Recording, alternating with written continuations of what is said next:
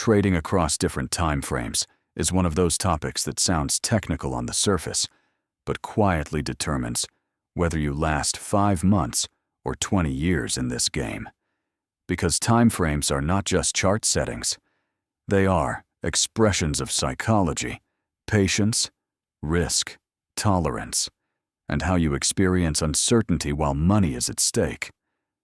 I've watched traders with excellent strategies fail simply because they were unknowingly fighting their own time frame, analyzing the market like an investor, but reacting like a scalper, or trading short-term noise while emotionally expecting long-term outcomes.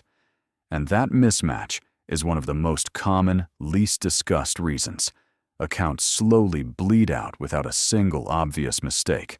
Early in my career, I thought time frames were interchangeable. A setup was a setup, price was price, and the only difference was how fast things happened. That belief cost me real money. During the dot-com era, I would spot what looked like a strong long-term trend, enter with confidence, and then panic out on a minor intraday pullback because I was watching 5-minute charts. I told myself I was managing risk. In reality, I was letting a short-term lens sabotage a longer-term idea. The market wasn't wrong. My time frame alignment was. Every time frame represents a different group of participants. On very short time frames, you're dealing with traders who care about liquidity spreads and immediate momentum. On higher time frames, you're dealing with institutions' funds and investors who think in weeks, months, and quarters. Price is the meeting point of all these participants, but their intentions are not the same. When you don't respect that, you start attributing meaning to moves that were never meant to matter for your trade in the first place. That's how frustration builds, and frustration leads to overmanagement. One of the most important realizations I ever had was that your primary time frame must be chosen based on how you handle stress, not how much money you want to make.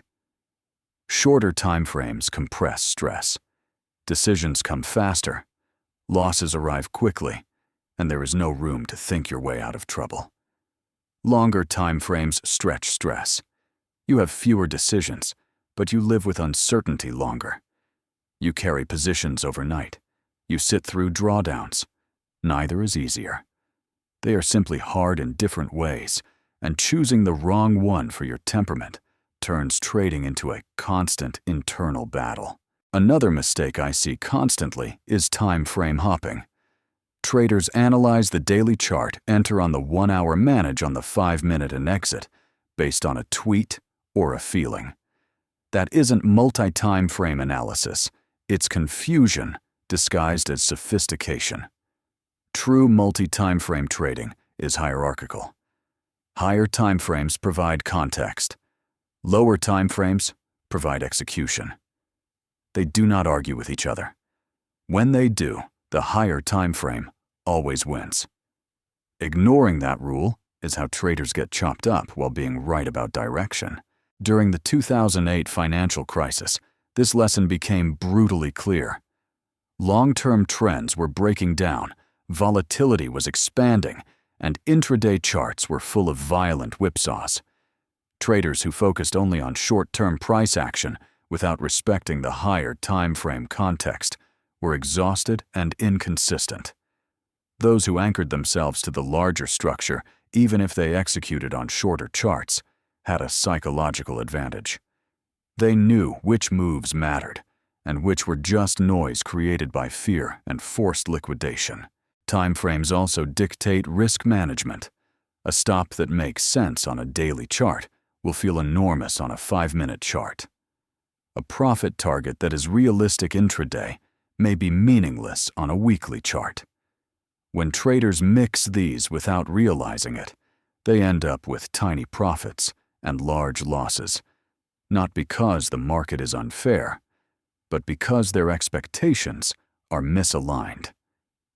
Your stop, your target, and your holding period must all live on the same time frame, or the math will quietly turn against you. One of the most damaging habits I had to break was constantly checking lower time frames while in a higher time frame trade. Every small retracement looked like a threat. Every pause felt like failure. That behavior didn't make me safer, it made me reactive. Eventually, I learned to only monitor the time frame I used to make the decision. Noise below that level was irrelevant by definition. Once I internalized that, my decision-making became calmer almost overnight. Different time frames also reward different skills. Short-term trading rewards speed focus and emotional recovery. Longer-term trading rewards patience, conviction, and the ability to tolerate boredom and uncertainty. Neither skill set is superior, but they are not easily interchangeable. Trying to force yourself into a time frame that doesn't fit your natural tendencies is like writing with your non-dominant hand. You can do it, but it will always feel strained, and under pressure, you will revert to old habits. As you gain experience, you also realize that time frames are fluid, not fixed. In calm liquid markets, shorter time frames behave cleanly. In volatile illiquid markets, those same time frames become chaotic and unreliable. Longer time frames smooth that noise, but demand wider risk and stronger emotional control. Adapting your time frame to market conditions is an advanced skill, but ignoring conditions entirely is a fast way to get hurt. And this is where the conversation really needs to go next, because understanding that time frames matter is only the beginning. The real edge comes from knowing how to structure a coherent, multi-time frame approach that keeps context, execution, and risk aligned without overcomplicating your process. And that requires a clear framework for choosing a primary time frame, supporting time frames, and rules for when to ignore conflicting signals rather than react to them. And that is exactly where we need to continue next, as we move from conceptual understanding into practical application, and begin to lay out how experienced traders actually use multiple time frames together in a way that reduces stress instead of multiplying it, and allows them to stay consistent even when markets become noisy and emotionally charged, and you are tempted to zoom in just one more time and second-guess a decision that was already made on solid grounds. And that temptation is precisely the moment where most mistakes are born, and where a proper time frame framework either protects you or fails you. And that is where we continue as this sentence carries forward into the practical structure of multi-time frame trading and how to apply it in real markets without losing clarity or discipline. By turning that understanding into a simple hierarchy, you can actually follow when the market is moving and your emotions are involved, because multi-time frame trading only works when it reduces decisions instead of creating new ones. The first rule I learned, and the one that changed everything, is that you must choose a single primary time frame that defines your trade idea, your risk, and your emotional commitment. This is the time frame that answers the question, why am I in this trade at all? If that answer comes from the daily chart, then you are a daily trader for that trade, no matter what you do on lower charts. Once that primary time frame is chosen, everything else becomes subordinate to it, not equal, not debatable. Above the primary time frame sits the higher time frame, and its only job is context. It tells you whether you are trading with the dominant flow or against it, whether you are near expansion or exhaustion, whether risk should be pressed or treated cautiously. You are not taking signals from this chart, you are orienting yourself. Think of it like weather rather than direction. In 2008, traders who ignored the higher time frame context kept buying short-term bounces in a collapsing market and couldn't understand why nothing followed through. The higher time frame was screaming risk, but they weren't listening because they were zoomed in where the noise felt actionable. Below the primary time frame sits the execution time frame, and this is where most people get themselves into trouble. The execution chart is not there to argue with your idea. It is there to help you express it efficiently. You use it to refine entries, manage position size, and reduce unnecessary drawdown, not to second-guess the trade every time a candle goes the wrong way. If you find yourself changing your bias based on what you see on the execution time frame, you are using it incorrectly. The execution chart should help you enter better, not think differently. One of the most powerful habits I developed was a strict rule about when I am allowed to change my mind. Bias can only change on the primary time frame. Risk can only change after confirmation. Noise below that level is irrelevant by definition. This rule saved me from thousands of small emotional decisions that felt responsible in the moment, but were actually sabotage.